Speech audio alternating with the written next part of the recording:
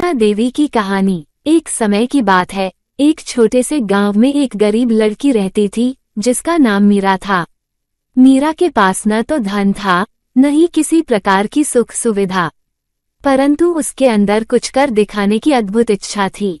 वो हर दिन भगवान से प्रार्थना करती और आशा रखती कि कोई चमत्कार होगा।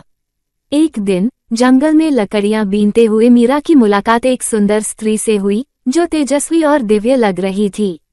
उस स्त्री ने मीरा से पूछा, बेटी तुम इतनी निराश क्यों हो? मीरा ने अपनी व्यथा उस स्त्री को सुनाई।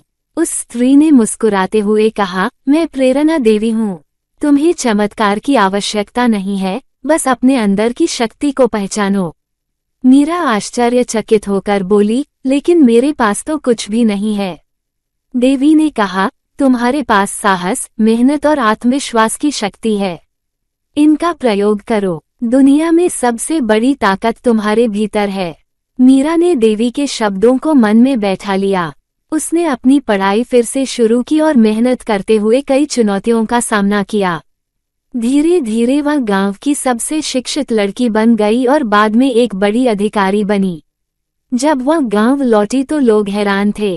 मीरा ने सभी से कहा, हर किसी के भीतर एक प्रेरणा देवी बसती है, बस उसे जगाने की आवश्यकता है। उस दिन से गांव के लोग न केवल मीरा को बल्कि अपनी मेहनत और लगन को भी पूजने लगे। उन्होंने समझ लिया कि असली देवी तो अपने भीतर की प्रेरणा है। सीख, कभी भी परिस्थितियों से हार न माने। आपके भीतर की प्रेरणा और आत्मविश्वास ही सबसे बड़ी शक्ति है।